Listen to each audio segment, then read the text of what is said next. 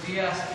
Vamos a iniciar la semana informando sobre las acciones que se llevan a cabo para evitar la violencia contra las mujeres. Ese fue el compromiso que se hizo y se va a cumplir. Pero vamos a iniciar con quién es quién en los precios de los combustibles, como lo hacemos siempre. Luego vamos a ver los videos de las obras que se están realizando y posteriormente nos van a exponer sobre el tema de la violencia contra las mujeres y lo que se está haciendo la doctora Olga Sánchez Cordero, Rosa Isela Rodríguez, secretaria de Seguridad y Protección Ciudadana, Nadine Gassman, que es la titular del Instituto Nacional de las Mujeres, y Fabiola Lanís, titular de la Comisión Nacional para Prevenir y Erradicar la Violencia contra las Mujeres. Entonces, vamos a comenzar con Berenice.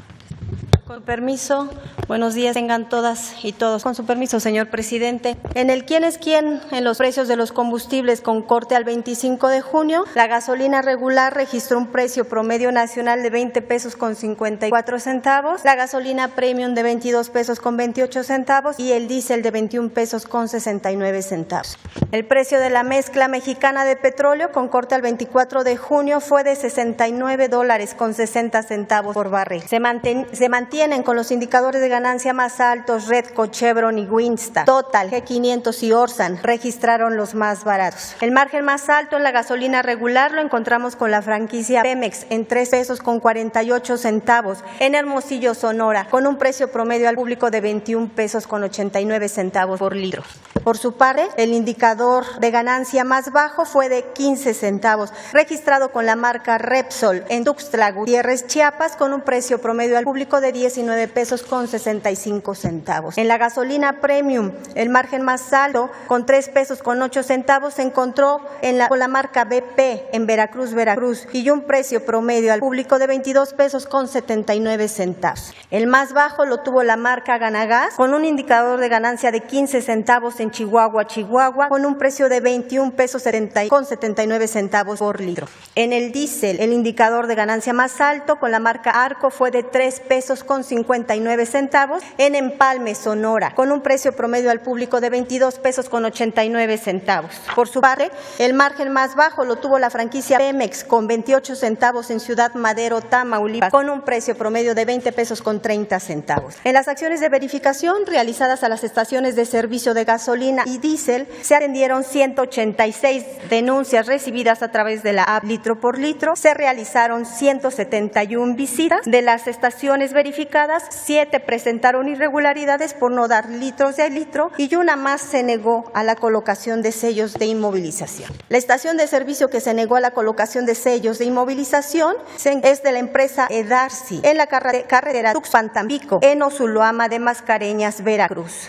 De los precios registrados en campo, en la gasolina regular se identificaron las más baratas con la marca Shell en Guadalajara, Jalisco, con un precio de 18 pesos con 95 centavos y con G500 en Centro Tabasco en 18 pesos con 99 centavos por litro. Por otra parte, las más caras las vendió la marca Arco en Imuri, Sonora, en un precio de 21 pesos con 89 centavos y la franquicia Pemex en Calquiní, Campeche, en 21 pesos con 71 centavos por litro. En lo referente a la gasolina premium, las más baratas se mantienen con la franquicia Pemex en Coatzacoalcos, Veracruz, en 20 pesos con 49 centavos y en Ciudad Madero, Tamaulipas, en 20 pesos con 80 centavos por litro. Por su parte, las más caras se encontraron con la franquicia Pemex en Tepecuahuilco de Trujano, Guerrero, y por la marca Oxogas en Juárez, Nuevo León, ambas en 23 pesos con 19 centavos. En el diésel, los más baratos se registraron en 19 pesos con 99 centavos con la marca G500 en Compándaro, Michoacán, y con Cargo Gas en Matamoros, Coahuila. Los más caros se ubicaron con la franquicia Pemex en Huiramba, Michoacán, en 22 pesos con 97 centavos y con la marca Arco en Empalme, Sonora, en 22 pesos con 89 centavos. En el gas LP estacionario, el margen más alto fue de 5 pesos con 72 centavos, encontrándose por tercera semana consecutiva en la estación de servicio Duragas en Durango, con un precio de 15 pesos con 56 centavos por litro. El más bajo lo tuvo UC Gas Coacalco con 1 peso con 1 centavo en Coacalco, México, con un precio de 9 pesos con 90 centavos por litro. En el gas LP en cilindro, el margen más alto fue de 9 pesos con 14 centavos con la marca Bulgas en Chalco, México, con un precio de 27 pesos con 62 centavos por kilo. El más bajo lo tuvo nuevamente Gaspasa con un indicador de 2 pesos con 56 centavos en Cozalá, Sinaloa, con un precio promedio de 23 pesos con 2 centavos por kilo. En los precios promedio diarios del gas LP al 23 de junio, el gas en cilindro promedió en 24 pesos con 14 centavos por kilo, mientras que el gas estacionario tuvo un precio promedio de 12 pesos con 89 centavos por litro. En las acciones de verificación a las estaciones de servicio del gas LP se informa que se realizaron 78 visitas, una estación de servicio se negó a ser verificada, mientras que 5 más resultaron con infracción. Por su parte, de los 401 cilindros que fueron verificados, se inmovilizaron 41, 5 por no cumplir con los requisitos de seguridad y 36 más por no dar kilo de kilo. Es cuanto, señor presidente. Muchas gracias.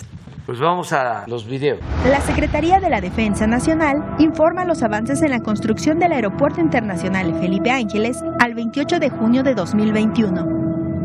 En la torre de control y servicios de extinción de incendios, se continúa con el armado de la cabina del elevador secundario, el ajuste de bastidores iluminados y el habilitado de material para la cubierta central de los edificios colindantes. En el estacionamiento y terminal intermodal de transporte terrestre, se avanza en el relleno, nivelación y compactación de terreno natural con medios mecánicos en el estacionamiento para vehículos de alquiler. En la terminal de combustibles y red de distribución, se trabaja con la soldadura del tanque vertical atmosférico de agua, así como la colocación de letreros exteriores en edificaciones, alumbrado exterior, compactación en zanjas y unión de tuberías. En las redes eléctricas, voz y datos, se realizan trabajos de cableado y canalización del sistema de alumbrado en la galería de instalaciones, así como tendido de cable de potencia. En las redes hidráulicas y sanitarias generales, se efectúa el habilitado de acero de refuerzo en el tanque del reactor y el mejoramiento en la base de tanques y cisternas. Asimismo, el habilitado de acero de refuerzo en barda perimetral. A la fecha, se han generado 100.425 empleos civiles. Faltan 273 días de construcción.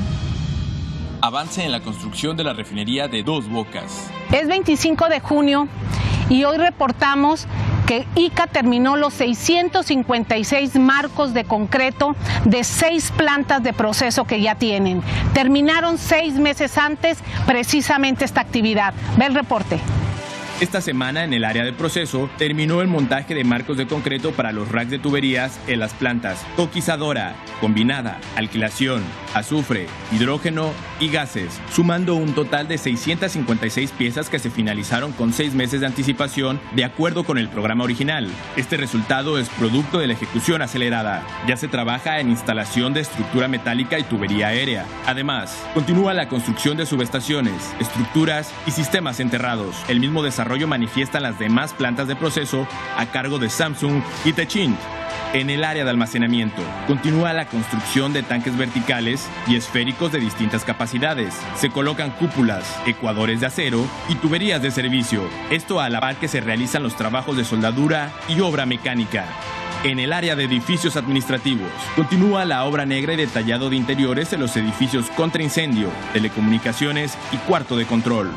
La refinería ha sido diseñada para una movilidad ordenada y segura de los trabajadores y vehículos, por lo que ya se está en etapa final de construcción del área de andenes. Ya se realizó la colocación de techumbre a cobertizos y la aplicación de pintura anticorrosiva. Con respecto al gasoducto, se realizó la introducción de tubería en túnel de perforación direccional de 450 metros de longitud y en el acueducto se lleva un avance de 700 metros de tubería instalada dentro del predio. Se reporta un avance del 61% de la barda perimetral, incluyendo el enrejado frontal, rejilla de Irving en el muro interior y barda de concreto en el área de almacenamiento. Cada día la nueva refinería de Dos Bocas recibe al personal y prestadores de servicios que se encargan de desarrollar los trabajos de construcción de esta magna obra, fortaleciendo así la generación de empleos directos e indirectos para brindar oportunidades a las y los mexicanos. En materia de sustentabilidad, continúa el cultivo de plantas de ornato en el vivero para su traslado a la refinería.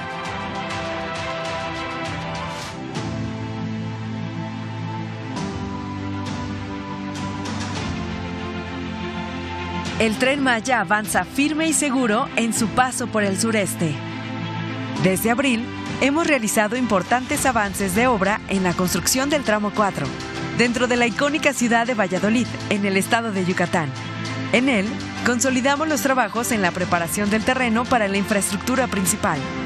Avanzamos en la obra de terracería, la formación del terraplén, colocación de la capa de subbase y la carpeta asfáltica, que darán fortaleza y estabilidad al terreno que servirá de apoyo a las vías férreas y al tren. En la carretera 180D, paralela al trazo del tramo 4, instalamos muros centrales, defensas metálicas y obra complementaria para mejorar la infraestructura actual de los caminos y garantizar la seguridad de las personas. Pusimos en marcha una planta de prefabricados que nos ayudará a optimizar la producción de piezas fundamentales como traves pretensadas, vigas tipo AASHTO y tuberías. Gracias a esta planta, nos aseguramos de tener la mejor calidad de componentes clave para los puentes vehiculares y los pasos ganaderos. Progresamos con los trabajos de banco de materiales, los cuales nos ayudarán a abastecer las obras de elemento como el balasto, pedraplén y terraplén. Por último, avanzamos en la nueva carretera que va de Cantunil a Cancún en la sección sur, ampliando de 2 a 4 carriles. Inauguramos 12 kilómetros de la nueva carretera listos para el tránsito vehicular.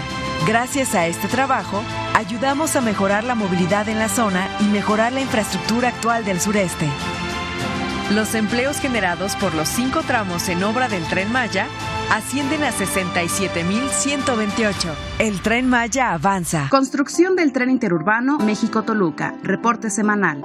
Tramo 1, 36 kilómetros. Avance a la fecha 99.8%. Viaducto 2. Continúa la construcción de plintos de concreto que sustituyen a los durmientes. El riel de acero se coloca y se alinea en su posición final para después fijarlo mediante el concreto vaciado en los plintos. Viaducto 4. Se inició con la instalación de las juntas de largo recorrido en este viaducto. Cada una de ellas pesa 12.5 toneladas. Estos dispositivos de alta tecnología permiten absorber las deformaciones por temperatura y sismo en el viaducto elevado. Continúa la construcción de los topes sísmicos en los apoyos faltantes de este viaducto.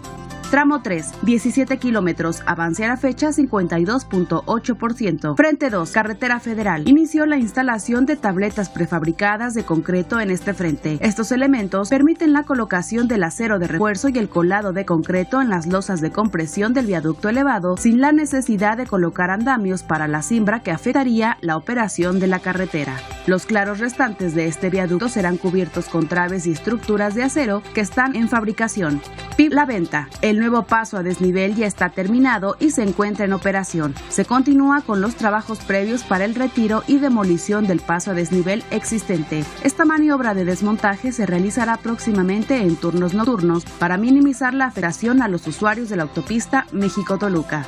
Subestación eléctrica de tracción 2. El acceso está terminado y ya se han instalado los 2 transformadores considerados en el proyecto. Los taludes se preparan con fibras naturales para recibir la hidrosiembra, que garantizará su estabilidad por medio de la vegetación que será implantada en ellos.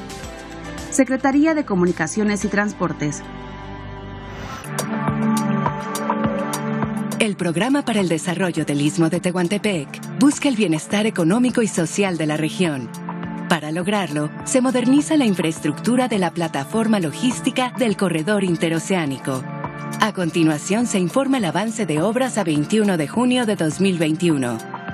En el puerto de Coatzacoalcos, continúan los trabajos de dragado de construcción para la extensión de 130 metros de muelle. Con un avance de 53%, las 3 dragas activas cortan y recolectan el material para ser reubicado en la zona de tiro, lo que permitirá el atraque de embarcaciones de gran calado.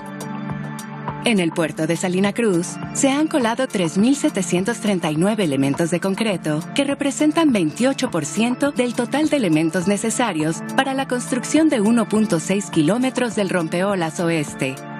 En el acopio y selección de piedras, se han clasificado 48.000 toneladas entre roca núcleo, secundaria, perma y coraza.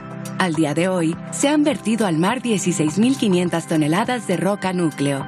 La renovación de las vías del ferrocarril del Istmo de Tehuantepec continúa en los 5 tramos con un avance global de 60%. En cada tramo, el promedio de avance en suministro de materiales es de 73% y de 47% en ejecución de obra.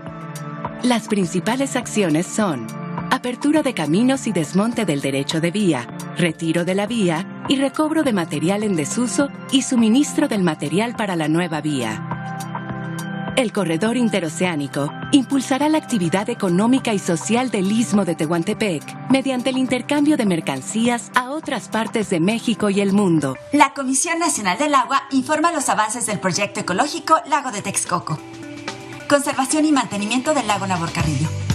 Continúan los trabajos en la obra de conservación y mantenimiento del lago Navorcarrillo, que consisten en el dragado de succión zona sur, el afine y conformación de taludes en las zonas sur y este, así como el retiro de enrocamiento en la zona norte.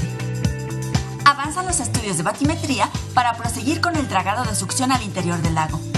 Se realiza la identificación y reubicación temporal de flora y fauna nativa. Ciénega de San Juan, fase 2. Comenzaron los estudios de topografía y con ello se da inicio a la fase 2 del reforzamiento y mejoramiento de terracerías para la recuperación de cuerpos de agua de la Ciénega de San Juan.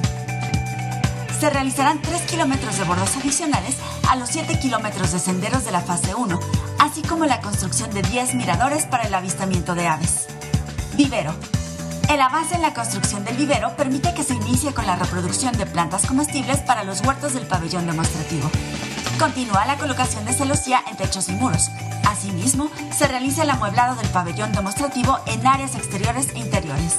Se lleva a cabo la colocación de las instalaciones eléctricas de servicios de voz y datos, así como del sistema de iluminación en sus 10 hectáreas. Juntos, avanzamos en la recuperación de esta área natural para promover el bienestar social y la riqueza ambiental de la región. Con agua.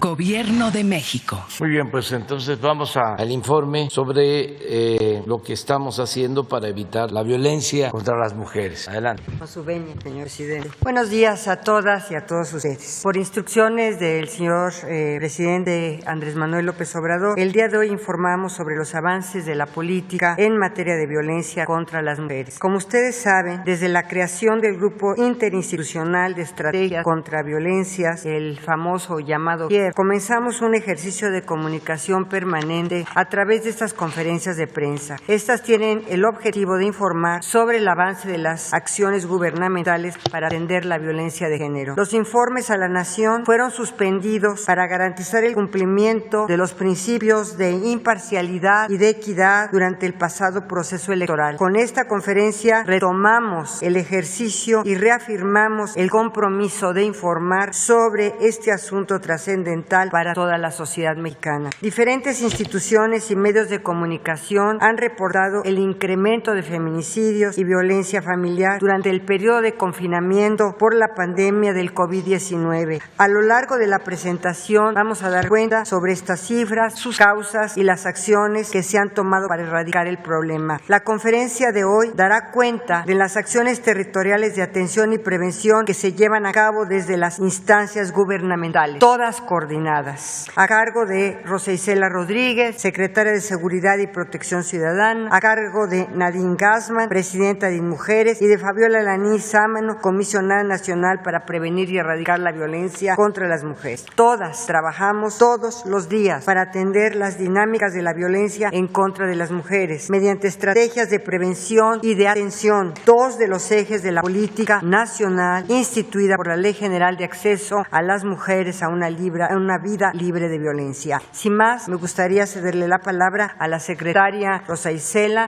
de Seguridad y Protección Ciudadana para las cifras. Muchas gracias. Muy buenos días, tengan todas y todos ustedes. Con su permiso, señor presidente, muy buenos días a los representantes de los medios de comunicación y a quienes nos siguen por redes sociales. En cumplimiento a su instrucción, señor presidente, presentamos este informe sobre el comportamiento de la incidencia de feminicidios y otras violencias días, así como las acciones que hemos emprendido desde la Secretaría de Seguridad y Protección Ciudadana. Estamos trabajando en coordinación, siempre en coordinación con la Secretaría de Gobernación, quien encabeza este importante trabajo desde el Grupo Interinstitucional en contra de la violencia hacia las mujeres, el GIEB. En primer lugar, destacar que durante décadas la cifra oficial minimizó el feminicidio, lo borró, disfrazó y negó. Lamentablemente este flagelo ha existido y hay referencias conceptuales desde 1976, pero el primer caso reconocido en México se registró en 2010 en el estado de Guerrero. De acuerdo a la línea de tiempo que vemos ahí, fue en 2018 cuando se homologó y aprobó por primera vez un criterio nacional para el registro de este delito por parte del Secretariado Ejecutivo del Sistema Nacional de Seguridad Pública. Mientras que en 2019, hace apenas 2 años, se logró que todos los estados lo tipificaran en sus códigos penales. Entre 2018 y 2019 se reforzó el registro estadístico de este delito a nivel nacional mediante lineamientos para homologar las 9 causales de feminicidio en las 32 entidades. En el gobierno del presidente Andrés Manuel López Obrador tenemos el compromiso de clasificar adecuadamente los feminicidios sin importar que esa suma implique un aumento en las estadísticas. Aquí la gráfica sobre la incidencia de feminicidios. Informar que entre enero y mayo de este año se presentaron 423 víctimas de este delito, un aumento de 7.1% respecto al mismo periodo del 2020. En la siguiente lámina,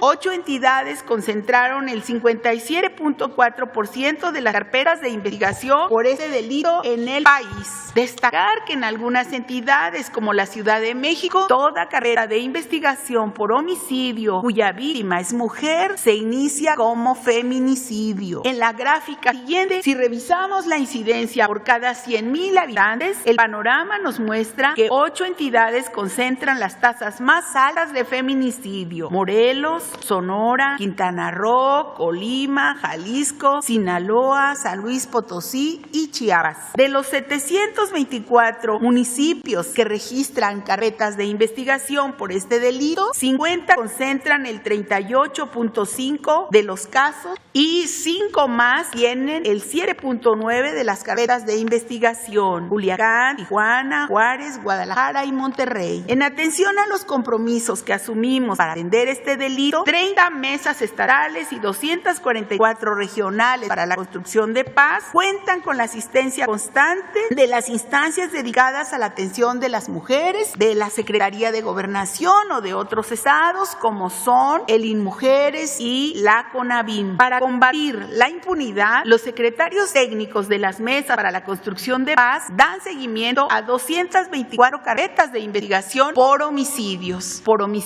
contra mujeres, 123 por feminicidios y 101 por homicidios dolosos. Por lo que hace al compromiso de crear cuerpos especializados para la atención del feminicidio, informar que a la fecha 100 integrantes de la Guardia Nacional se encuentran listas para apoyar a las fiscalías estatales en investigaciones de este delito y además se han capacitado en atención e investigación de violencia de género y feminicidio, protocolos de atención a delitos en contra de niñas, niños y adolescentes, primer respondiente y procesamiento del lugar de los hechos, especializado en feminicidios y delitos de odio contra las mujeres. Hay que aquí decir que agradecemos mucho a la Secretaría de Gobernación por toda la capacitación, así como de varias universidades que han recibido este equipo de mujeres, así como de la Fiscalía General y de la Fiscalía de la Ciudad de México. Y en el marco del Modelo Nacional de Policía y Justicia Cívica, se aplica ya el Protocolo Nacional de Actuación Policial para la atención a la violencia de género contra las mujeres en el ámbito familiar, que nos permite la profesionalización y capacitación de policías estatales y municipales en materia de derechos humanos y género. Continuamos los trabajos de elaboración del Protocolo Nacional de Atención de Violencias Feminicidas y durante el último año se realizaron 800 actividades, talleres, cursos y pláticas en materia de igualdad, de violencia de género, de no discriminación, de masculinidades y de salud, en la que participaron 27,323 elementos, hombres y mujeres, de la Guardia Nacional. Nacional. En la propia Secretaría de Seguridad y Protección Ciudadana se instaló el Gabinete de Género entre todos los órganos desconcentrados y el órgano central de la Secretaría. Se instaló este gabinete para avanzar en la agenda de derechos de las mujeres en todas las acciones y programas de la institución. Y desde la Secretaría de Seguridad y Protección Ciudadana nos sumamos al trabajo coordinado que encabeza el gobierno del presidente Andrés Manuel López Obrador, con todas las capacidades que se tienen en la Guardia Nacional, en el Secretariado Ejecutivo del Sistema Nacional de Seguridad, en el Centro Nacional de Información, en Plataforma México,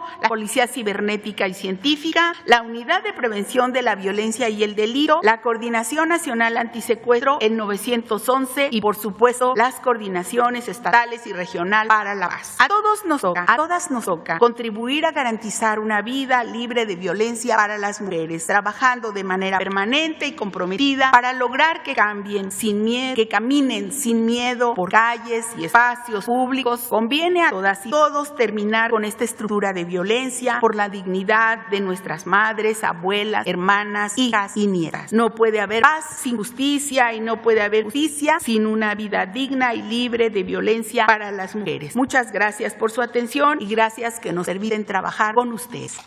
Buenos días a todas y a todos. Con su permiso, presidente, compañeras, secretarias.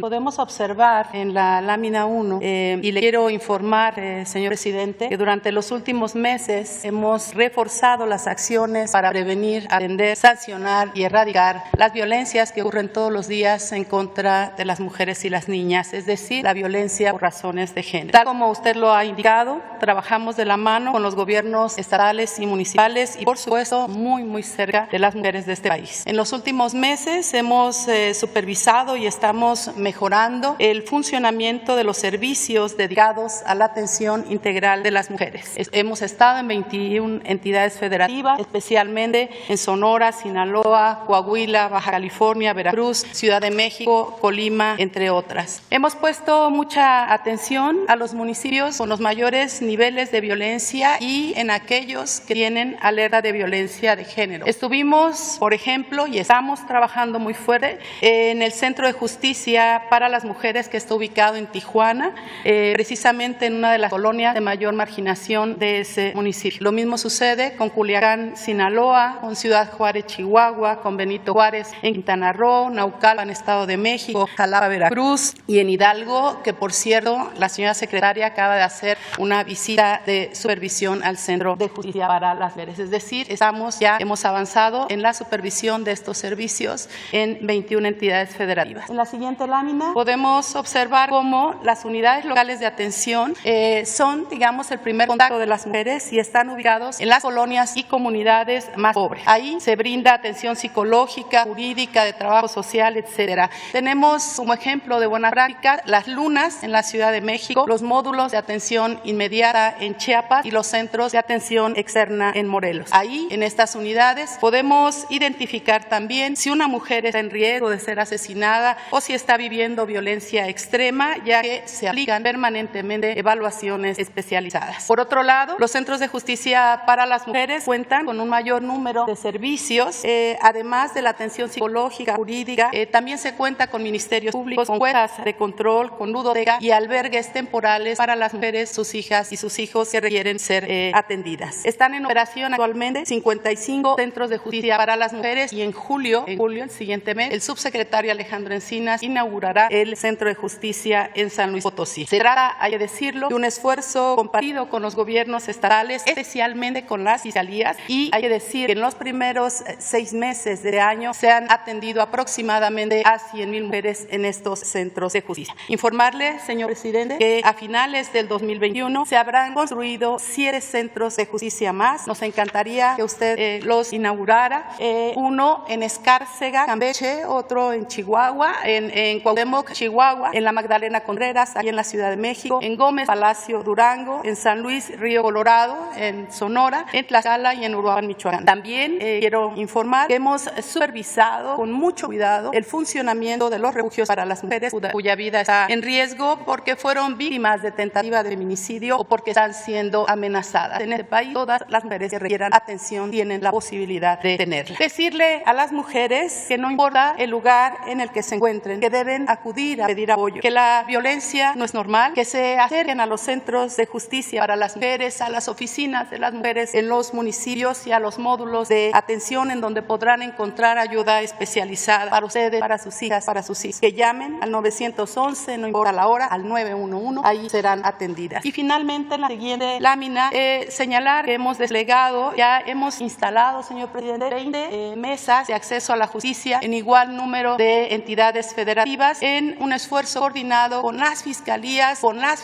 especializadas, porque es ahí en donde tienen que atenderse y resolverse los delitos que tienen que ver con las mujeres. Hemos instalado ya en Aguascalientes, en Chiapas, en Campeche, en Chihuahua, en Ciudad de México, Colima, Guerrero, Morelos, Puebla, San Luis Potosí, Sinaloa, Sonora principalmente. En estas mesas de acceso a la justicia estamos revisando temas que son centrales. Uno, lo que tiene que ver con los feminicidios, porque tiene razón el presidente cuando señala que es en esta administración en donde hemos puesto una mayor atención a que los delitos en contra de las mujeres sean clasificados como tal y que toda muerte violenta de una mujer sea iniciada, como bien decía la secretaria, como un delito de feminicidio. Eso lo estamos abordando con las fiscalías. También estamos viendo lo que tiene que ver con homicidios dolosos en contra de las mujeres, con los feminicidios en grado de tentativa y revisando puntualmente con ellos el seguimiento a las órdenes y medidas de protección para poder prevenir precisamente que ocurran esos delitos. Por ejemplo, estuvimos en Tlapa, en la montaña de Guerrero, a petición del colectivo Tlachinola. Ahí sesionó la mesa de acceso a la justicia de Guerrero y se revisaron 62 casos de delitos contra mujeres en los municipios de la montaña. Ningún delito puede quedar en la impunidad, mucho menos los feminicidios infantiles. Estamos atendiendo muy de cerca esos terribles y dolorosos casos precisamente con las autoridades estatales. Finalmente, informar que estamos revisando el avance de las alertas de violencia de género decretada en 18 entidades de la República. Sabiendo que es una responsabilidad compartida de los 3 niveles de gobierno, nos hemos reunido con los gobernadores de Campeche, Chiapas, Colima y Quintana Roo para revisar el seguimiento a las alertas de violencia de género. Hemos estado también en acciones dedicadas, encaminadas precisamente a atender la alerta con el gobernador de Oaxaca y con el gobernador de Morelos y también con la gobernadora de Sonora, Claudia Pavlovich, a quien le agradezco todas sus atenciones. Hemos revisado puntualmente el seguimiento de las acciones para erradicar la violencia en contra de las mujeres en aquel estado y también hemos asistido y reconocemos el empeño que ha puesto el gobierno de la Ciudad de México a cargo de la doctora Claudia Sheinbaum para informar puntualmente cada día 25 las acciones orientadas a la erradicación de la violencia por razones de género en la Ciudad de México. ¿Es cuánto, señor presidente? Muy buenos días a todas y a todos, señor presidente, secretarias, colegas, medios de comunicación y sobre todo las personas que nos están viendo por la televisión y las redes sociales. Es realmente un gusto estar de regreso en este espacio y informar el trabajo que estamos haciendo para promover la igualdad sustantiva, prevenir y atender la violencia contra las mujeres y las niñas. Desde que inició este gobierno, el Instituto Nacional de las Mujeres ha trabajado para llegar a las mujeres que más lo necesitan. Hemos recorrido los 32 estados para construir desde lo comunitario, a través del diálogo con todas las mujeres, con las mujeres jóvenes, con las adultas, con las amas de casa, con las académicas, con las mujeres de la diversidad sexual y de género, con las mujeres trabajadoras del hogar, con todas, pero especialmente escuchando a las mujeres que están en situación de mayor vulnerabilidad, es decir, con las mujeres indígenas, con las mujeres rurales, con las mujeres afromexicanas, todas las mujeres trabajadoras. Y en este diálogo, la siguiente por favor, las mujeres nos dijeron 3 de sus principales preocupaciones y expectativas. El primero, erradicar las violencias que enfrentan en todos los espacios y vivir en paz. Es un deseo profundo de las mujeres mexicanas. Segundo, es tener más autonomía económica, poder salir a trabajar, ganar un salario, tener seguridad social. Y la tercera es redistribuir el trabajo del hogar y de cuidados que hoy recae de una manera desproporcionada en sus hombros, sin reconocimiento ni pago. Las demandas de todas las mujeres quedaron plasmadas en el Programa Nacional para la Igualdad entre entre mujeres y hombres 2024, que es la hoja de ruta que estamos siguiendo por todo el gobierno de México. Especialmente en el tema de violencia contra las mujeres y las niñas, en el IMujeres reconocemos que estas representan un reto enorme que requiere de todos los esfuerzos institucionales de todos y todas, como bien decía la secretaria. Y es por eso que estamos trabajando, liderados por la secretaria Sánchez Cordero en el GIEP, para articular acciones que den resultados. Nos hace mucho énfasis la secretaria y el presidente de la necesidad de dar resultados. Y desde el IMujeres impulsamos estrategias para prevenir las violencias contra las mujeres y las niñas. Y hoy solo quiero referirme a 3 de ellas. La siguiente, por favor. La primera tiene que ver en materia de violencia sexual y embarazo de niñas y adolescentes. La siguiente, por favor. A ese gobierno nos preocupa la violencia sexual y el embarazo de las niñas y adolescentes. Y es por ello que desde el IMujeres estamos impulsando acciones de prevención del embarazo adolescente y de erradicación del embarazo infantil a través del Fondo para el Bienestar de las Mujeres, que estamos coordinando con las 32 entidades federativas y que están desarrollando cuestiones que van desde talleres, pero sobre todo estamos haciéndolo de la mano de las instancias locales y poniendo al centro el protagonismo de las niñas y de las adolescentes. Esto porque la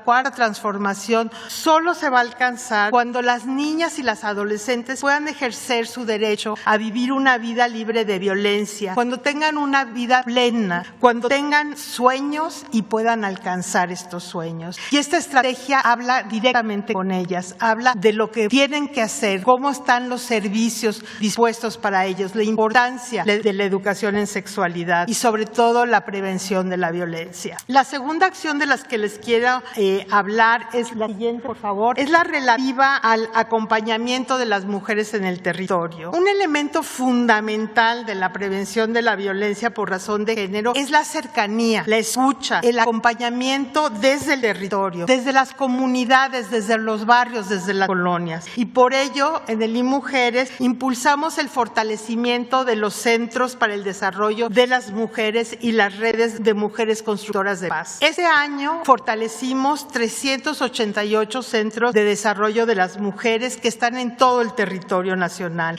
Estos son lugares construidos con y para las mujeres. Se orientan programas de capacitación para acercar a las mujeres a los programas de bienestar, apoyarlas en su emprendimiento, prevenir y atender para referir los casos de violencia. Como usted nos ha reiterado, presidente, hay que escuchar a la gente y hay que trabajar con la gente. Y eso es lo que estamos haciendo. Solo quiero darles, por ejemplo, darles un ejemplo de mi visita a Sinacantán, Chiapas, donde la señora María José me contó cómo con la capacitación que recibió en el CDM mejoraron la comercialización de sus artesanías y cómo en ese colectivo también aprendieron las mujeres que tienen otras cosas, no solo artesanías. Estas acciones, que a veces parecen simples, cambian la vida de las mujeres, cambian la posibilidad de lograr insertarse al mercado de trabajo, de tener ingresos propios, de tener autonomía. También en este esfuerzo, en 2020, impulsamos con el Secretariado Ejecutivo de Seguridad Nacional la creación de 247 redes de mujeres constructoras de paz en 100 municipios de 26 estados. Y seguimos trabajando, aún en la pandemia, para crear estas redes que son redes que dialogan con las autoridades municipales, que identifican zonas de riesgo, que recuperan el espacio público, que median en las comunidades cuando hay conflicto. La siguiente, el tercer ejemplo que quiero dar es sobre la corresponsabilidad en el tema de cuidados. Se los dije, nos los dicen, las mujeres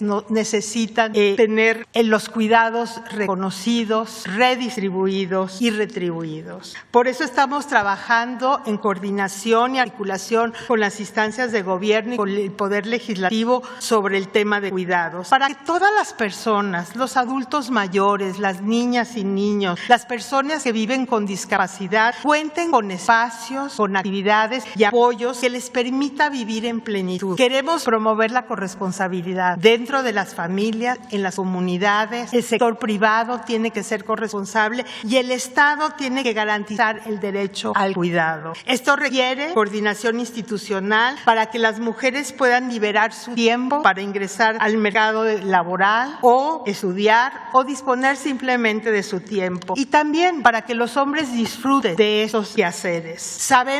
Lo sabemos por muchas vías y la literatura nos lo dice claramente, que promover la autonomía económica de las mujeres es una medida comprobada de prevención de la violencia contra las mujeres. Y también sabemos que cuidar genera empatía y que la empatía tiene el potencial de disminuir las violencias. Queremos que se construyan estrategias de cuidados colectivos como lo hacen nuestros pueblos y comunidades indígenas. Tenemos mucho que aprender de estas prácticas comunitarias. La que sigue. Y este esfuerzo lo estamos llevando también a nivel internacional. Lanzamos la Alianza Global de Cuidados en el marco del Foro Generación Igualdad, que se recordará, presidente, inauguramos aquí con usted en marzo.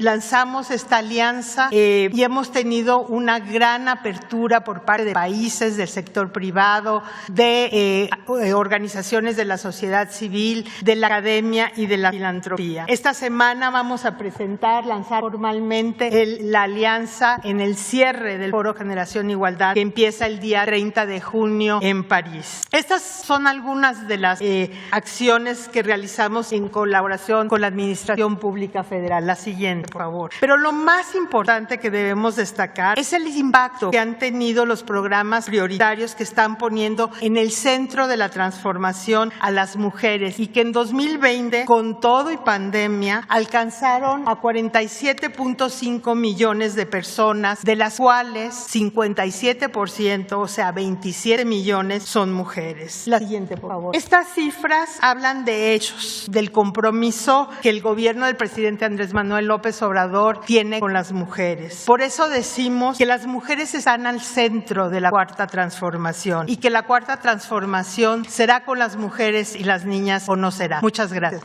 Vamos a... ¿De acuerdo? Buenos días, señor presidente. Buenos días, secretarias. Perdón. ¿Cómo no? Sí. Ya con este mensaje final. El reto de erradicar la violencia contra las mujeres, como acabamos de ver, es enorme. Como enormes son también los esfuerzos coordinados que se realizan en los 3 niveles de gobierno. Sabemos que una mujer que ha sido violentada requiere de una respuesta contundente. Su demanda de justicia no distingue atribuciones institucionales o niveles de gobierno y nuestra tarea es proveer integralmente esa atención. Quienes informamos hoy de cara a la nación, estamos convencidas de que la respuesta a los asuntos de perspectiva de género son un adeudo que tenemos con la esperanza y memoria de las mujeres que han sido violentadas, victimizadas y esclavizadas. Antes de dar por concluida la sesión, deseo dar, como ya lo vimos aquí, unos ejemplos de las acciones coordinadas federalmente. CONAVIM ha tenido resultados tangibles con la instalación y operación de los centros de justicia de las mujeres. Los centros son espacios seguros para quienes acuden por apoyo. InMujeres ha trabajado en la prevención de la sensible problemática de la violencia sexual y el embarazo en niñas y adolescentes, en el bienestar de la mujer a través de los centros para el desarrollo de las mujeres y coordinando el Sistema Nacional de Cuidados, como lo acabamos de ver, cuya misión es garantizar la integridad de todas las personas. Las mesas técnicas de acceso a la justicia fijan los lineamientos de prevención y atención estatales. Las alertas de violencia de género contra las mujeres instrumentan mecanismos de emergencia para erradicar la violencia feminicida ejercida por individuos o la propia comunidad. En las mesas estatales y regionales para la construcción de paz y seguridad participan gobernadores, presidentes municipales, titulares de las diversas secretarías de las entidades federativas. Cabe señalar que cada entidad, en el marco de sus atribuciones y autonomía, ha desarrollado la capacitación de la fuerza pública, procuración e impartición de justicia con perspectiva de género para ampliar la cobertura de servicios de atención y mejorar la calidad. En un ámbito público distinto, pero vinculado a toda la estrategia nacional, la Secretaría de Educación Pública estableció mecanismos de prevención y atención y sanción del hostigamiento sexual en las instituciones de educación, incorporó temáticas de equidad de género y educación sexual en los planes y programas de estudio y los libros de texto gratuito para reforzar la transformación educativa que requiere la prevención de la violencia contra las niñas y las mujeres. Finalmente, la pandemia nos ha dado lecciones de política pública importantes. Como muestra, el confinamiento trajo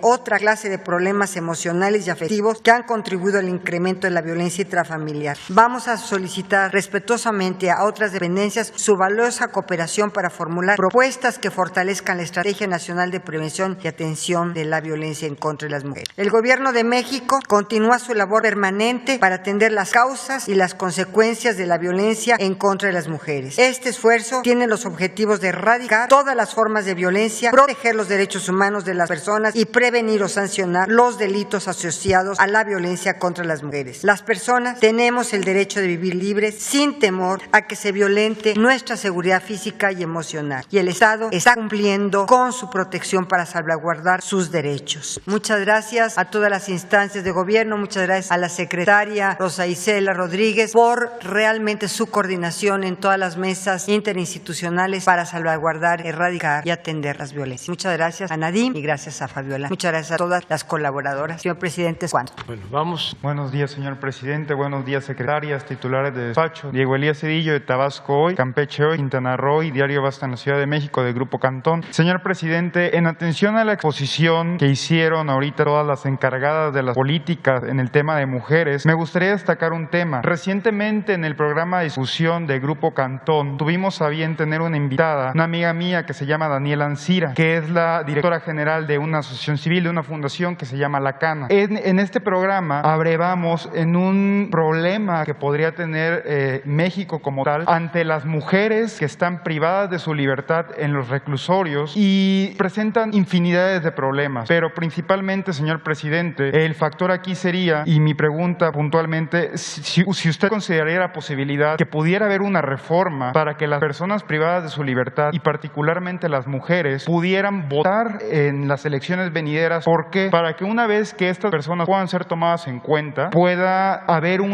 se abre el panorama para las políticas públicas de las personas que están privadas de su libertad, porque lamentablemente dichas personas y en particular las mujeres tienen ahí una arista que no ha sido atendida. A su vez, con base en lo que usted ha comentado de las reformas en el Poder Judicial, y creo que la ministra en retiro podrá tener el panorama general por su experiencia, más del 50% de las mujeres privadas de su libertad no tienen una sentencia ya debidamente acreditada. Entonces, señor presidente, me gustaría preguntarle cuál es su opinión al respecto y si se pudiera atender esta arista o si se pudiera poner en la mesa este tema. Gracias, presidente. Muy bien. Se está garantizando el derecho a votar en los reclusorios, pero me gustaría que lo explicaran tanto la secretaria de Seguridad como la secretaria de Gobernación. Con su permiso, presidente. Efectivamente, en el día de las elecciones, el 6 de junio pasado, se llevó a cabo un ejercicio a nivel nacional de todas y todos los mexicanos y nosotros recibimos en la Secretaría, en el sistema del organismo desconcentrado para la reinserción social en reclusorios federales, una instrucción de un juez para que se permitiera la votación en 5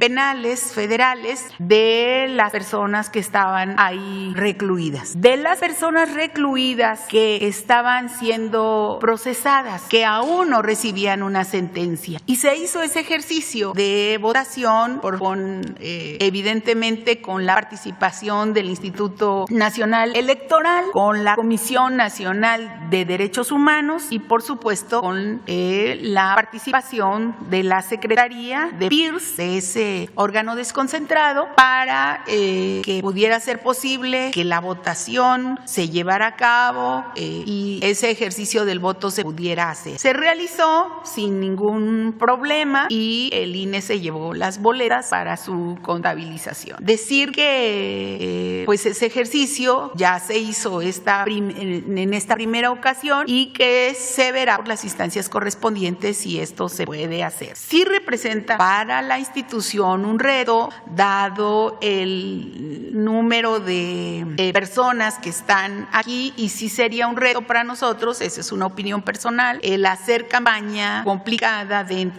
sería complicado para nosotros adentro de los penales, por obvias razones. Entonces, digamos que por instrucción de juez, esta vez se realizó veremos qué es lo que pasa en los siguientes lugares. Pero se tuvo, digamos, el derecho que tienen las personas que no están sentenciadas. Eso es por nuestra parte. Tienes mucha razón en que muchas personas que están ahorita privadas de su libertad en prisión preventiva, en prisión oficiosa, no tienen todavía una sentencia definitiva. Muchas de ellas tienen varios años recluidas sin tener todavía la sentencia. Estamos, por instrucciones del presidente, en comunicación constante y coordinación y en el respeto irrestricto a las atribuciones del Poder Judicial Federal y de los poderes judiciales locales para que los jueces puedan con mayor celeridad ya resolver en definitiva la situación de cada una de estas personas que está siendo procesada.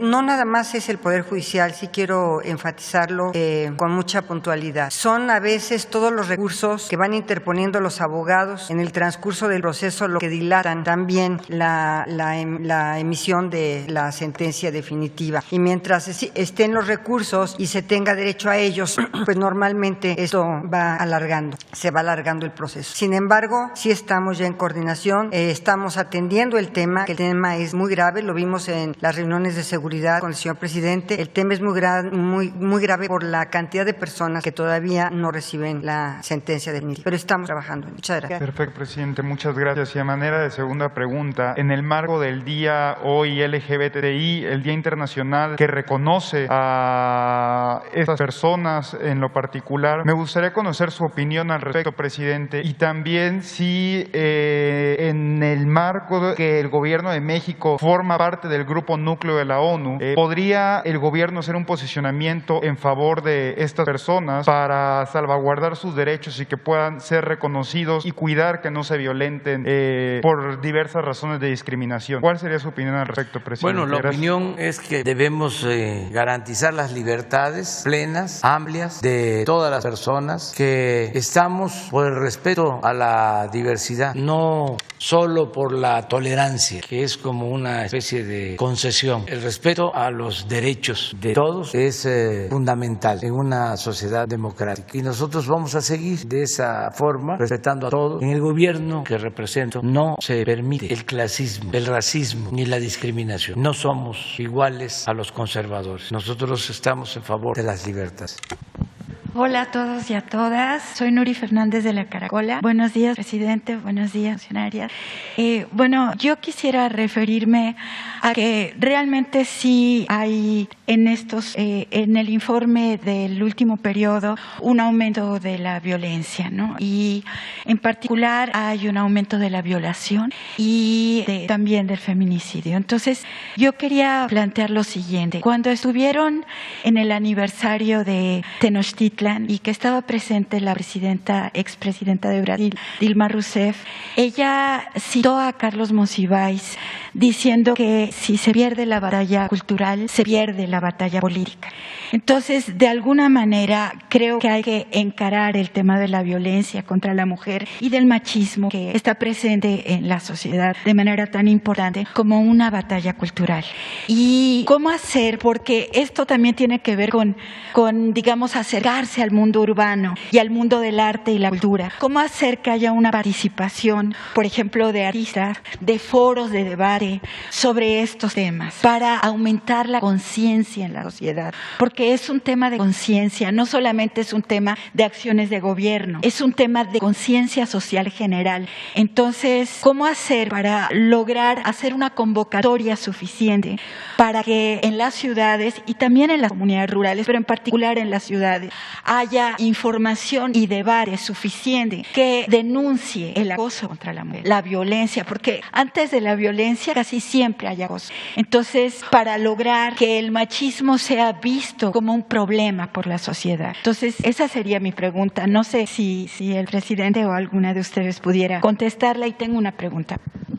No, muchas gracias por la pregunta, y ese es el objetivo general de nuestras estrategias de prevención. Y estamos trabajando en el marco del Proigualdad con la Secretaría de Cultura, que ve clarísimamente su papel como promotora de estos cambios culturales tan importante, esta cuestión central que es la igualdad, la no discriminación, que son valores esenciales de nuestro gobierno. También estamos trabajando con la Secretaría de Educación educación. Nos parece importantísimo que estos temas, el tema de la igualdad, el tema de la no discriminación, el tema del machismo, etcétera, sean temas que se traten y sobre todo se trate hacia lo que queremos ir desde muy pequeños, no cambiar esta estructura. Y el tema de los cuidados es un tema también revolucionario, porque es esto de poner en práctica en la casa, en el hogar, esta no división sexual del trabajo, hacer este cambio y hacer un llamado muy importante a los hombres a involucrarse más. Y eso también hace que sean más empáticos, sean menos violentos. El tema central realmente es esta transformación y tenemos que hacerla desde todas partes. Entonces, estamos trabajando en ello y hay una serie, la Secretaría de Cultura y la Secretaria Frausto lo va a explicar mucho mejor que yo, tiene una estrategia equitativa, que quiere decir que en todos los espacios culturales tiene que abordarse este tipo de temática. Y la siguiente pregunta tiene que ver también con esta batalla cultural, pero en otro terreno, que es el de la consulta por el juicio a los expresidentes. El artículo 35 de la Constitución, que establece el derecho a la consulta, en su fracción octava, en el inciso 5, establece que la consulta debe realizarse el mismo día de las elecciones federales. Mi pregunta es, ¿por qué ya pasaron las elecciones federales y por qué se puso otra fecha? Porque la consecuencia de eso es la restricción en el número de casillas. Y la restricción en el número de casillas es naturalmente una restricción en el número de votantes. Entonces, si habría la posibilidad de que las y los ciudadanos puedan implantar alguna forma de hacer casillas, como se hacía antes en las consultas populares. Y también en este sentido, la batalla cultural, es decir, cómo lograr que la sociedad toda, no solamente los partidos, no solamente las instituciones, sino la sociedad toda entre al debate sobre la consulta. Gracias. Bueno, esto tiene un origen cuando se envió la iniciativa para la consulta. Se propuso que se celebrara la consulta el mismo día de la elección. Sin embargo, los del bloque opositor no aceptaron y por eso se cambió de fecha. Algo ilógico, absurdo, porque bien se pudo en la pasada elección, como lo establece en efecto el artículo 35, poner una mesa con boletas y de esa manera garantizar más participación ciudadana, más legitimidad, facilitar llegar al número de ciudadanos para que la consulta tenga un efecto vinculatorio. Pero no había voluntad en el Congreso, sobre todo de la oposición. Ellos están más anclados en la democracia representativa. No les gusta la democracia participativa. Y es hasta mucho decir que les gusta la democracia representativa, porque suele pasar que no les gusta la democracia, aunque finjan o les gusta la democracia siempre y cuando sea para justificar el dominio de una minoría sobre la mayoría del pueblo. Entonces, por eso es que la consulta se va a llevar a cabo el día 1 de agosto. De todas formas, hay que promoverla. Los medios no la van a promover, porque los medios están al servicio de los grupos de intereses creados, con honrosas excepciones. No les conviene, como se dice coloquialmente, como lo dice, no dicen nada, dice la gente, porque no les conviene. Pero ya, afortunadamente, se está dando un debate, una polémica, y es interesantísimo lo que ya está empezando a suceder en las redes sociales. Estaba yo viendo una respuesta de una mujer inteligentísima, Beatriz Aldaco, que no tengo el gusto de conocer, o a lo mejor sí en alguna ocasión, pero no la identifico. Actúa en las redes sociales, escribe muy bien, tiene una prosa excepcional y además una capacidad de argumentación única. Es de las mejores escritoras de México, yo creo que desconocida. Y ayer o antier le contestó a Goldenberg sobre un artículo donde él niega lo de la consulta, no le da importancia y actúa con desprecio a la consulta. El artículo de Goldenberg es apoyado por Rolando Cordera. Yo apoyo la argumentación de Beatriz Aldaco, por ejemplo, e invito a que se conozcan los textos, los dos, el de Goldenberg y el de Beatriz, y así ir debatiendo sobre este tema que es muy importante. Es que la gente decida con libertad sobre su futuro, es mandar obedecer fortaleciendo. Ya fijé mi postura, yo no voy a participar, no voy a votar para que se enjuicie a los expresidentes. Lo dije desde que tomé posesión, estoy pensando hacia adelante. Afortunadamente vamos muy bien, se está acabando con la corrupción, que es lo que tiene a los conservadores muy molestos, porque estaban acostumbrados a robar y a mandar y a ignorar al pueblo. Entonces eso ya está cambiando y les molesta mucho, porque son muy clasistas, porque son muy racistas y son muy hipócritas. Esa es su verdadera doctrina, la hipocresía. Aparentan una cosa y son otra. Entonces por eso sí es importante el debate y ojalá se siga dando y en libertad todos participen y decidan. Yo propuse lo de la consulta porque considero que es un ejercicio importante, no solo legal, sino moral. Si el periodo neoliberal causó un daño tremendo al país, es el peor periodo de la historia de México, un proceso de degradación, de decadencia, un proceso de degradación progresiva. ¿Cómo no se va a revisar? Y no solo es un cuestionamiento a los presidentes, sino al modelo que impusieron con el propósito de saquear, de robar, humillando al pueblo de México. Entonces sí es un proceso importante. Yo siempre he sostenido y respeto a quienes dicen ni perdón ni olvido. Yo digo perdón sí, olvido no. Entonces va a ser importante y sobre todo para que no se repita una situación tan lamentable por la que se vivió. Todavía estamos padeciendo de todas esas atrocidades, de todos esos saqueos, de todos esos abusos en materia de seguridad. ¿Por qué tenemos todavía altos índices de homicidios? Porque se arraigaron las prácticas de violencia, se permitió la creación de grupos que crecieron al amparo del poder. Ahí está el caso del señor García Luna, que era el secretario de Seguridad Pública y trabajaba o estaba al servicio de uno de estos grupos. No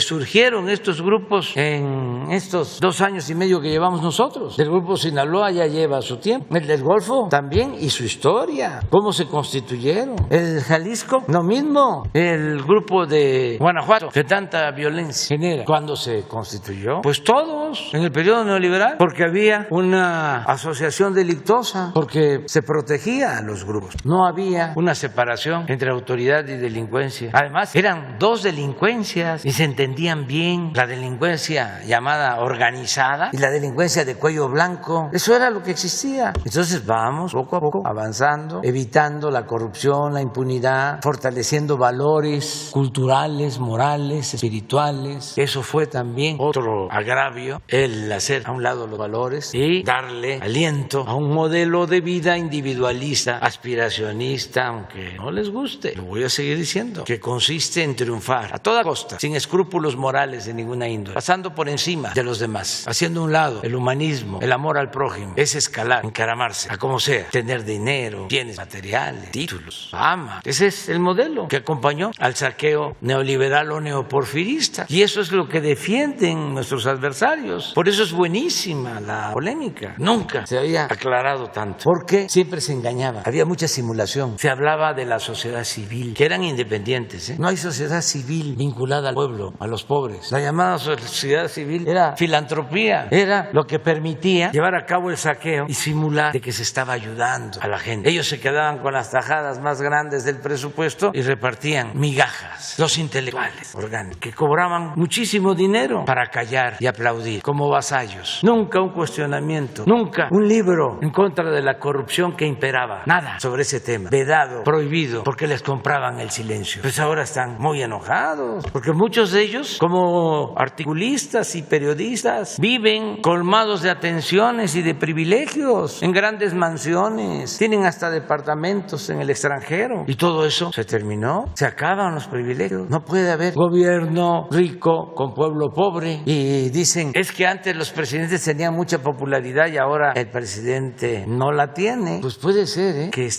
Salinas tuviese mucha popularidad, o Cedillo, o Fox, o Calderón, o Peña, nada más que costaba mucho. Yo prefiero no tener nada, pero no pagar publicidad. Entonces vamos avanzando poco a poco y todavía estoy muy contento con la gente, porque también ya no se habla del tema, ya no se quiere analizar, reflexionar sobre el hecho de que se unieron todos los conservadores, empresarios, traficantes de influencia, políticos corruptos, periodistas vendidos o alquilados, intelectuales orgánicos, líderes partidistas, etcétera, etcétera, etcétera, etcétera. Y tenían un propósito, que no obtuviésemos mayoría en la Cámara de Diputados. Ya lo he dicho y lo voy a seguir mencionando, porque además ellos, eso es lo que más les duele, porque que enfocaron todas las baterías a ese propósito. Más que a ganar gobernaturas, que a ganar presidencias municipales, congresos locales, era que no tuviésemos la mayoría en la Cámara de Diputados Federal. Porque en la Cámara de Diputados, no en la de senadores, se aprueba el presupuesto. Y como ellos mismos lo decían, que si ganaban la mayoría, iban a cancelar los programas sociales, las pensiones, adultos mayores, a niñas, a niños con discapacidad, las becas para estudiantes de familias pobres, la atención médica, los medicamentos gratuitos, porque eso les molesta mucho, los irrita el que se atienda a los jóvenes, el programa Jóvenes Construyendo el Futuro. ¿Cómo es que se les da dinero a los ninis?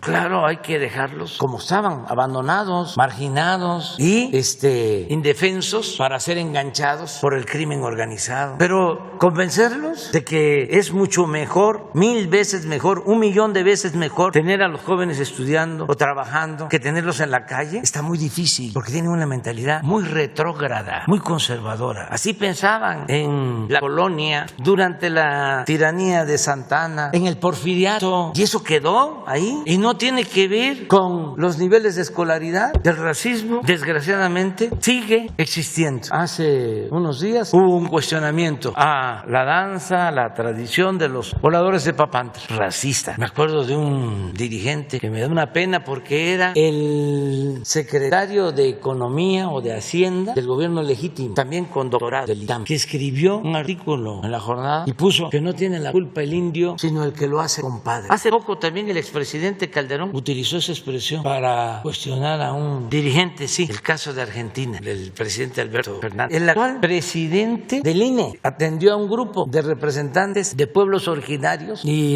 le estaban pidiendo reconocimiento a las comunidades indígenas y ya se van, pero él se enoja y luego aparece una grabación en donde él se burla, dice que es un indígena y se mofa y le sale su racismo y es doctor y es así eminencia. Es que no es lo mismo la educación que la cultura. Por eso vamos a formar una clase media fraterna, humana, que saquemos de pobres a millones de mexicanos, pero que se formen con principios humanistas, que no se formen con clasismo, que no se vuelvan ladinos, sabiondos, de esos que les dan la espalda a los que sufren y que nada más les importa su situación personal y no voltean a ver a los demás, no le dan la mano al que se quedó atrás para que se empareje. Entonces no es estar en contra de la clase media de ninguna manera, es que podamos humanizarnos más, ser más fraternos, no dejarnos envolver por lo material. También no estamos en contra de los ricos, no todo el que tiene es malvado. Hay quienes han hecho su fortuna con trabajo y de conformidad con la ley y merecen respeto. Además invierten, generan empleos, son fundamentales. No podríamos sacar adelante al país sin la participación de los empresarios, del sector privado. No se puede hacer todo con inversión pública, no alcanza. Antes había más posibilidades, pero con el saqueo dejaron muy endeble, muy debilitadas las finanzas públicas y se requiere de la unidad de la economía mixta, del sector social, desde luego de los trabajadores, de los campesinos, se requiere del sector público y del sector privado. Nosotros estamos en contra de la corrupción, de los que de la noche a la mañana amasan grandes fortunas al amparo del poder público, como ha sucedido en México, de quienes han abusado y se han robado el dinero de todos y gozan de impunidad y no pierden ni siquiera su respetabilidad. Y antes hasta se decía, yo creo que esto se intensificó durante el modelo neoliberal o el periodo neoliberal o neoporfirista. Se le decía a los hijos, estudia para que cuando seas grande seas como don fulano, un reverendo ladrón. Esos eran los ejemplos. Entonces cambio. Por eso es muy importante no dejar de leer la cartilla moral, que no se llama así, pero que para mí es una constitución moral que se llama ética, guía ética para la transformación. La recomiendo mucho. Bueno.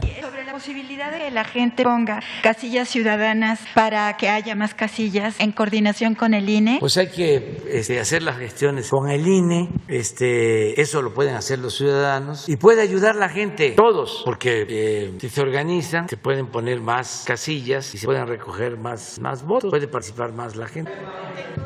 Miren, hay una cifra sobre lo que preguntó sobre el compañero, sobre los votos de los reclusos y reclusas. Muchas gracias, señor presidente. solamente para aclarar, mientras suben el cuadro, que la orden para la votación en los 5 reclusorios fue del Tribunal Electoral del Poder Judicial de la Federación, y le instruyó al INE organizar dentro de los penales esta votación, este ejercicio democrático. Hay que decir que se puso de acuerdo con nosotros y se pudo ejercer esta votación, se pudo realizar. Hay que decir que fueron 5 penales.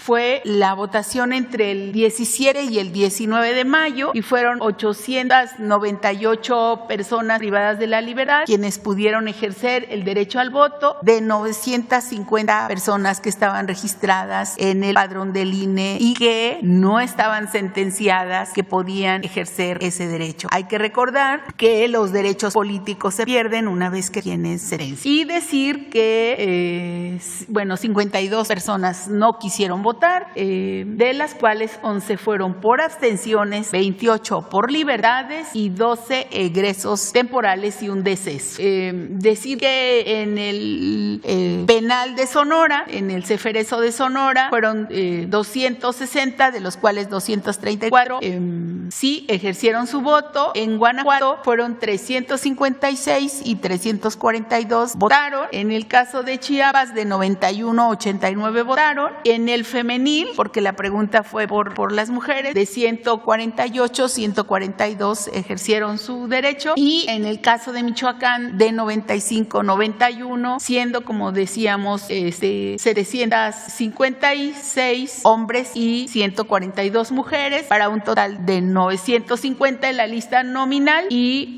898 que pudieron ejercer el voto. Entonces, la instrucción fue del tribunal, fueron 142 mujeres de ese total, y pues ya se hizo ese ejercicio que será paulatino hasta 2024. Eso. Gracias, presidente. Buenos días, secretarias. Buenos días, compañeros. Soy Verónica Villalbazo, Frida Guerrera, autora de la columna Rota en diversos medios, y completamente de acuerdo en que un tema tan lleno de impunidad durante tantos años en este mensaje, no nada más de grupos delincuenciales, sino de particulares en este sistema patriarcal, pues hizo que el tema del que hablamos hoy creciera y que desgraciadamente siga en aumento. No va a ser fácil. Tengo una pregunta, ojalá me lo pueda contestar alguna de ustedes. Pensé que iba a estar desaparecidos también. Bueno, la comisión de búsqueda, pero hay un incremento grave en torno a las desapariciones de menores de edad, chiquitas desde los 12, 11 años hasta los 17. Hemos trabajado algunos casos tanto con el Estado de México como con la Ciudad de México. Hemos ayudado a recuperar a algunas de estas niñas, pero ya no hay más investigación. No sé, a pesar de que sabemos que son enganchadas por medio de internet con estos grupos de mundos virtuales que están proliferando horrible, no hay más investigación. Tenemos un caso particular de una chiquita de 13 años que se trasladó sola hasta Tepelmeme de Morelos, esto en Jalisco, uno de los municipios con un alto grado de trata de personas. Logramos ubicarla afortunadamente viva. La niña fue víctima de una violación por la persona que se la lleva y no hay investigación. ¿Qué se tiene que hacer? Porque las fiscalías de desaparecidos se limitan a decir, yo ya la encontré, ahí está, ¿no? ¿Qué sigue después? No sé, secretaria o secretaria de los Aicelas, y usted tenga la respuesta.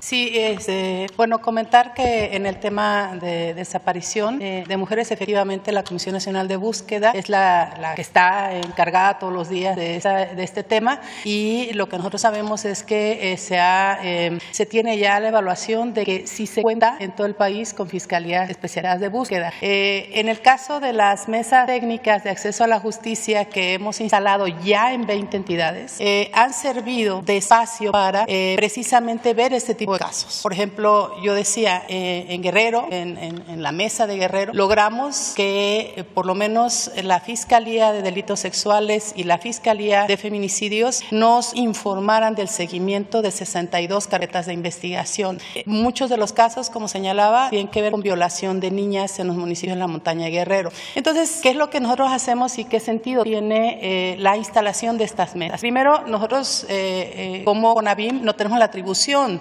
legal de darle acompañamiento a los casos. Sin embargo, sí buscamos que las cosas se hagan, que las fiscalías estén reportando el seguimiento de cada uno de los casos, particularmente de los feminicidios, y mucha atención a los delitos que son tentativa de feminicidio, porque lo que queremos es evitar que ocurran esas muertes.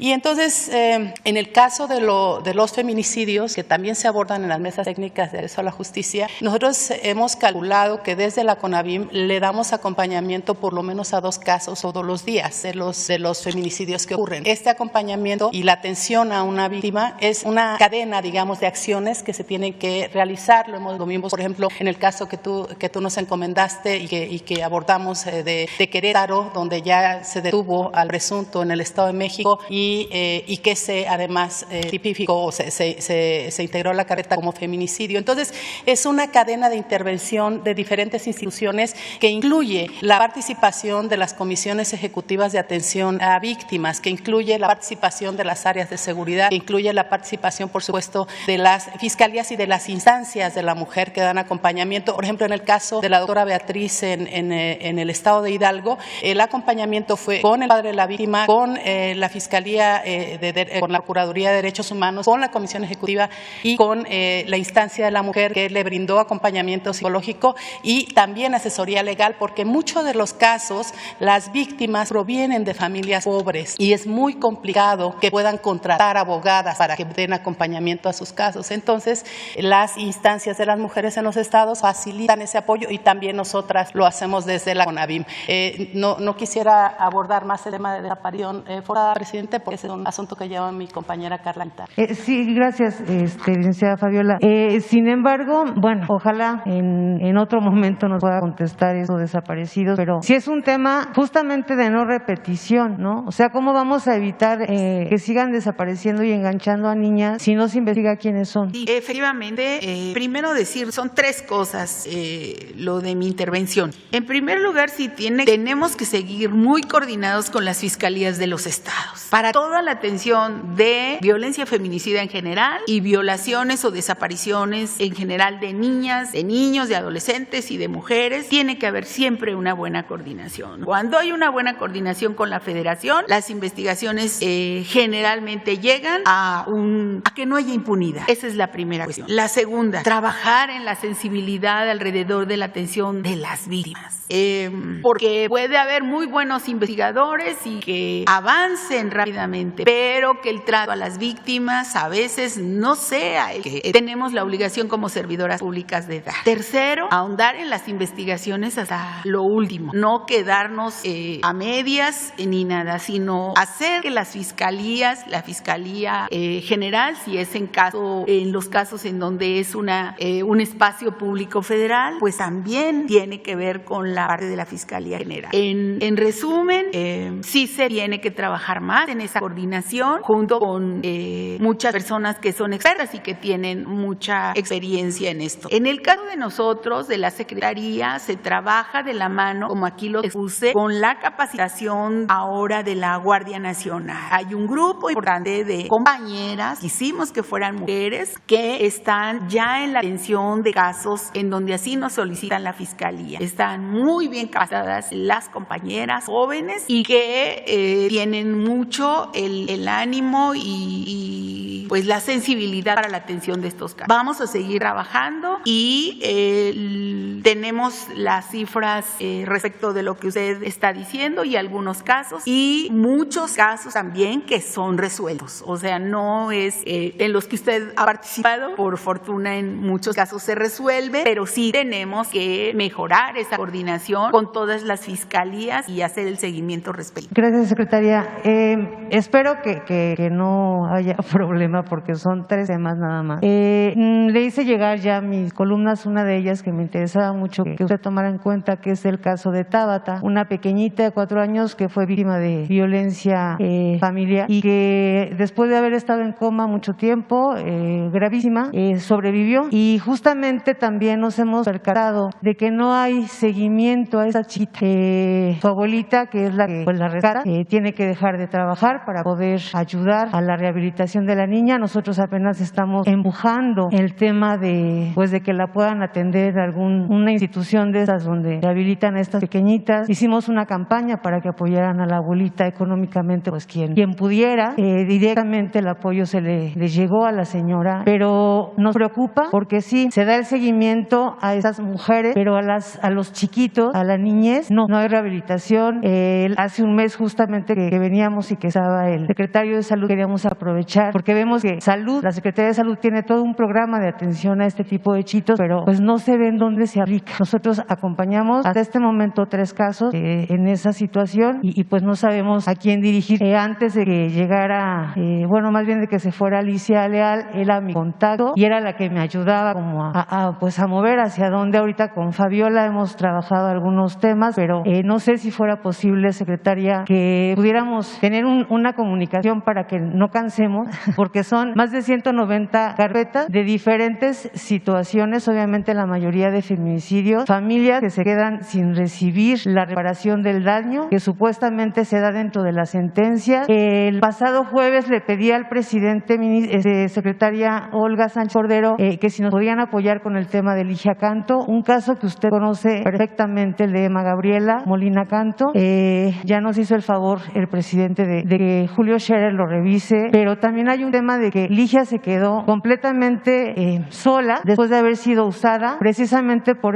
uno de estos grupos de la sociedad civil que se dedica al tema de feminicidio desde hace muchos años, que solamente fue utilizada por ellas y que la comisión misma ejecutiva de atención a víctimas dejó en la completa desolación a Ligia. No sé si fuera posible, secretaria, que dentro de esa cita que nos pudiera otorgar, pues pudiera ser posible que también acudieran algunas de esas madres y obviamente Ligia. Pues yo creo que eso puede ser la solución. Gracias, presidente. Yo creo que podríamos hacerlo a través de una funcionaria que trabaja directamente conmigo, que es la que está coordinando todo el grupo interinstitucional en contra de la violencia de las mujeres, que se llama Pilar Barros. Ella, si quiere, yo te pongo directamente en contacto para que articule todo el apoyo a través del DIF, sobre todo del DIF y de la Procuraduría de la Defensa de los Menores, que también tiene ahí una importancia muy relevante para la continuación de todos estos casos. Sin duda alguna, las fiscalías son sumamente importantes, pero sí te quiero decir algo. Las alertas Amber, por una parte, la emisión de las alertas Amber de inmediato para las niñas y los niños también, que desgraciadamente también están desapareciendo. Y por otra parte, como ustedes saben,